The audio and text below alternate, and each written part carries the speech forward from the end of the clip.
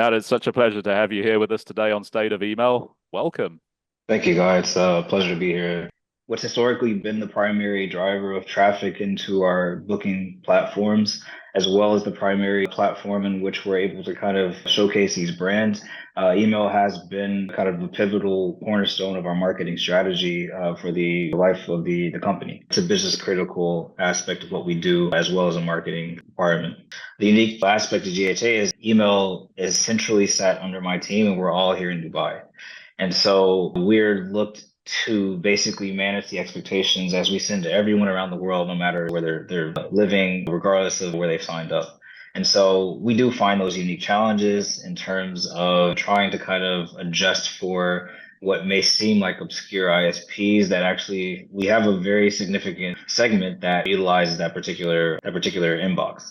And so we have a number of different reports that basically kind of help us monitor that, but obviously validity is at the center of that. And I think it's also offered us the opportunity to kind of learn a bit more about the different nuances from one part of the world to another. But at the core of it, I think we know that validity sits at a kind of a critical point for us because again to me it becomes the possibility of losing subscribers or losing placement inbox that can, if not checked or if not dealt with, can inevitably cause commercial issues in terms of driving revenue because you're not able to drive the right number of people to the inbox. How do you manage conversations with those stakeholders in your business that almost want to kill the golden goose that's your email program? They recognize it's such a great driver of traffic and revenue. Let's do a load more of it, but you know full well that's not always the right thing to do.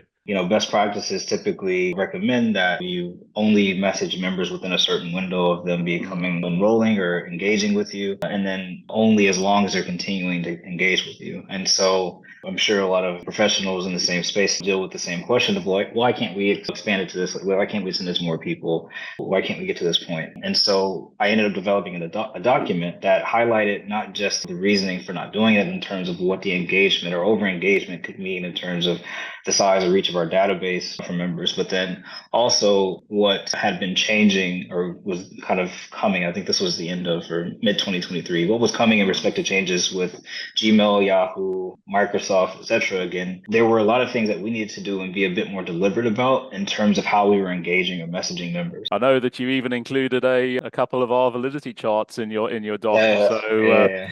What we continued to see was, especially with these larger communications, our spam rates, like it's very in line with what we've been saying, but the charts helped drive that point home. And so again, once you present that next to, okay, these are the possible impacts of continuing to go down this road or practice these activities, meaning you're looking at possible loss of revenue because you can't again get in an inbox, you can't get in front of someone who's actually interested in you. These are very indicative of the fact that like you're going to lose access to the people who are really interested in receiving what you're sending out.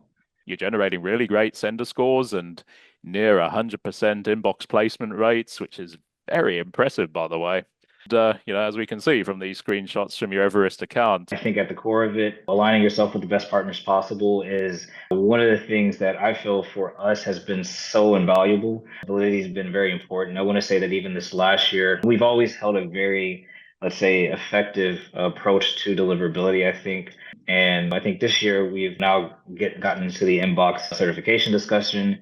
These things are evolving so quickly. It's best to have the right people in place to help you along the way. And so I think that's where validity comes into place and has such a unique value there that even as I've learned more, and again, this is someone who's had over 10 years of experience in this space, I am learning every day. My team are very critical to that. And they've taken it on. I think sometimes I throw too much at them, but I think also we all have a kind of collective desire to learn and to gain knowledge. And so I think that's also very important to it.